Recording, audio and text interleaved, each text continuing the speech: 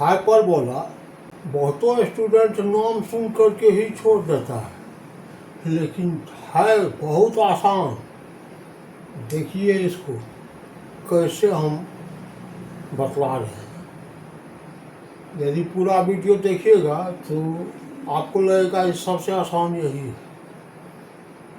इसलिए लास्ट तक वीडियो को देखिए। हाइपरबोला को हम कैसे समझा रहे हैं, ये कंपेयर करके उससे क्या होगा तो आपके ब्रेन पर लॉन्ग लास्टिंग होगा। हाइपरबोला का कॉन्सेप्ट किसके साथ कंपेयर कर रहे हो वो भी देखिए। सबसे पहले इसका डेफिनेशन क्या है।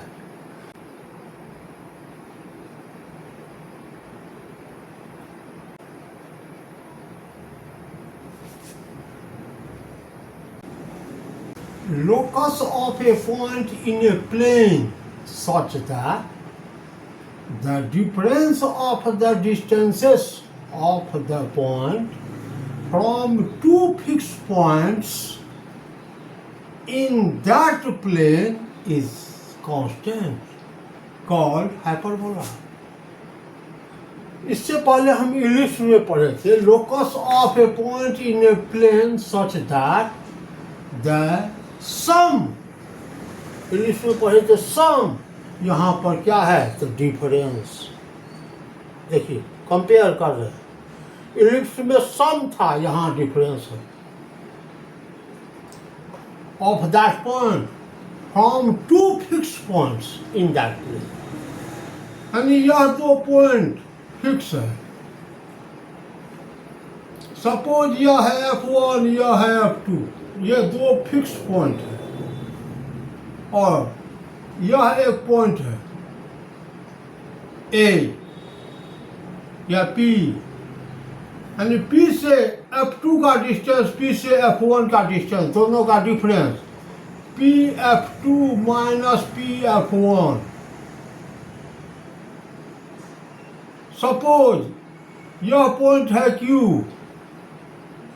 से F2 का डिस्टेंस, Q से F1 का डिस्टेंस QF2 माइनस QF1, ये सब इक्वल होगा। सपोज यह पॉइंट है R, तो R से F1 का डिस्टेंस, R से F2 का डिस्टेंस RF1 माइनस RF2, ये सब इक्वल है। सपोज यहाँ पर पॉइंट कोई है S, तो S से F1 का डिस्टेंस, F से F2 का distance SF1 minus SF2 are equal. यदि इस तरह के जो भी पॉइंट्स हैं, सारे पॉइंट्स को अगर हम ज्वाइन करते हैं, इस तरह के जो भी पॉइंट्स हैं, सारे पॉइंट्स को अगर हम ज्वाइन कर दें, तो ये जो पथ है, यह जो रास्ता है बना बिंदु समूहों को जोड़ने से, जिसको लोकस बोलते हैं, यह जो रास्ता बना बिंदु समूहों को जोड़ने से, इस पथ को हाइपरबोला कहते हैं। इंग्लिश में पढ़े थे दोनों फिक्स पॉइंट से इसका डिस्टेंस का सम, यहाँ पर डिफरेंस। तो इसलिए इंग्लिश में देखे थे दो कर्व और ये दूसरा कर्व, यानी दो कर्व है, तो इंग्लिश में देखे थे दोनों का सम। इसको सटा दिए, दोनों का सम। हाइपरबोला में दोनों का डिफरेंस तो उल्टा दिए, दोनों का डिफरेंस। ये इलिप्स हो गया, यह हाइपरबोला हो गया, यही है डिफरेंस दोनों में। यह फिक्स पॉइंट जो है इसका फोकस कहलाता है। Fix point is called focus.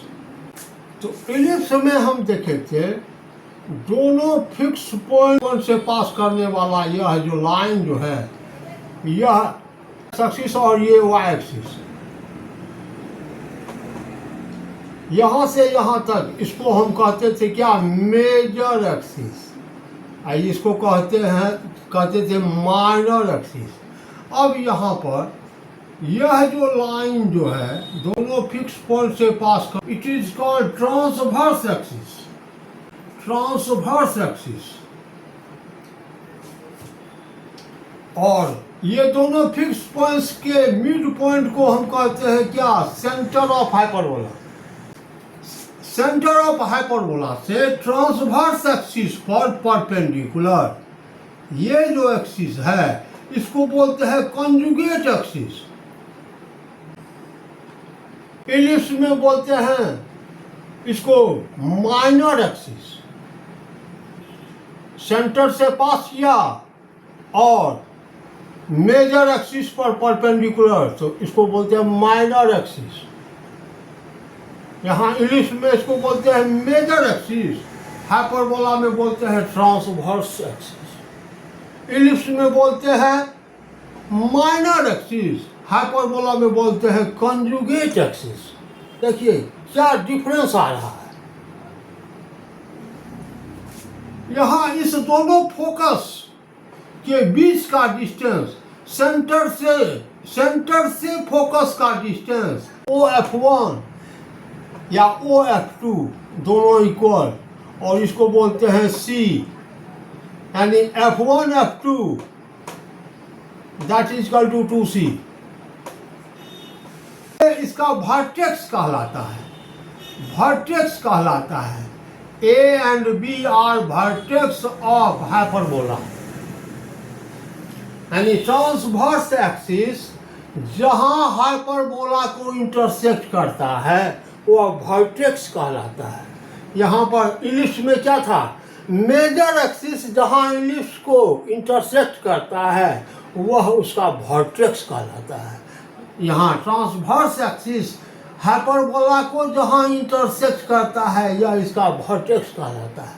वो तो मिड पॉइंट है, वो तो मिड पॉइंट है, यानी OA equal to OB that is equal to A, या AB को हम लिखते हैं AB equal to 2A, length of transverse axis AB equal to 2A। तो यहाँ हम देखें क्या C और A में क्या देखें, तो C is greater than A।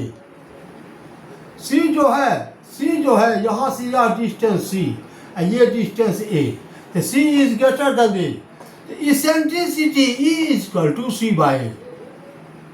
C is greater than A, इसका मतलब eccentricity E is greater than 1। E is greater than 1। Hyperbola के लिए इसेंट्रिसिटी ग्रेटर देन 1 होता है।